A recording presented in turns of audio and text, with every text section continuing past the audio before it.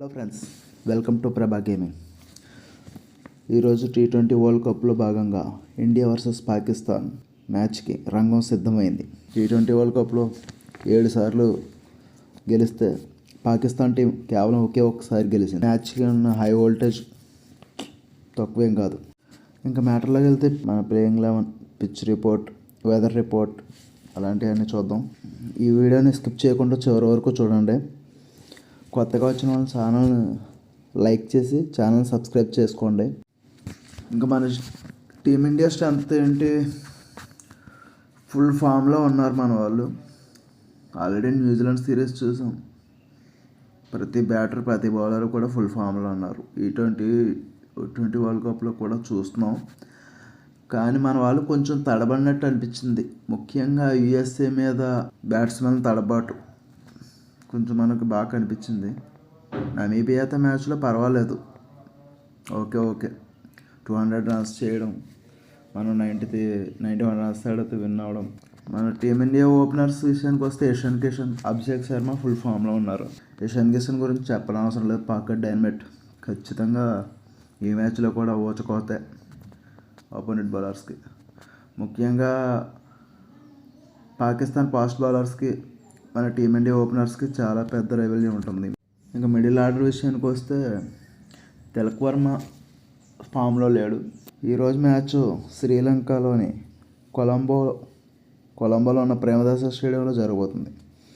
ఈ pitch batting అనుకూలిస్తుంది, కానీ స్పిన్నర్లకి, fast బౌలర్లో cutters వేసే వాళ్ళకి పేస్ వేరియేషన్ చేస్తూ బౌలింగ్లో లైనర్ లెంత్ మార్చుకుని వేసే బౌలర్లకి ఎంతగానో ఉపయోగపడుతుంది.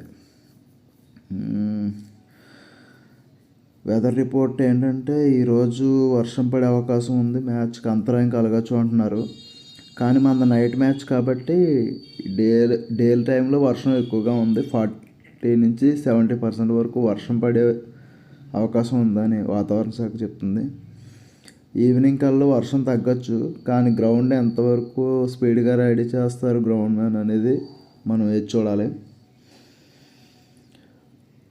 కానీ మ్యాచ్ అయితే ఖచ్చితంగా T20 వరల్డ్ కప్ కాబట్టి 2020 కాబట్టి మినిమం 5 hours మ్యాచ్ అయినా సరే ఖచ్చితంగా జరిపిస్తారని చూద్దాం. టాస్ గెలిచిన జట్టు వర్షం కారణంగా ముందు బౌలింగ్ తీసుకుంటారు. ఖచ్చితంగా బౌలింగ్ తీసుకొని డక్వర్త్ లూయిస్ ప్లేలోకి వస్తుంది కాబట్టి సెకండ్ బ్యాటింగ్ చేయడానికి ఏ టైం అయినా మొగ్గు చూపుతారు. మరి టీమిండియా టాస్ గెలిచి ముందుగా బ్యాటింగ్ చేసి ఏమైనా భారీ స్కోర్ కొడతారా, లేదంటే కనుక ఫస్ట్ ఫీల్డింగ్ తీసుకుని పాకిస్తాన్ తొందరగా ఆల్అౌట్ చేసి తక్కువ స్కోర్కి రెస్ట్రిక్ట్ చేసి మన టీమిండియా ఘన విజయం సాధిస్తుందో ఎదురు చూడాలి. ఈ మ్యాచ్లో ముఖ్యంగా పాకిస్తాన్ స్పిన్నర్ ఉస్మాన్ తారిక్ పైన అందరి దృష్టి ఉంటుంది. తను వేసే బౌలింగ్ మన టీమిండియా మిడిల్ ఆర్డర్ బ్యాట్స్మెన్ ఎలా ఎదుర్కొంటారో చూడాలి. బాయ్.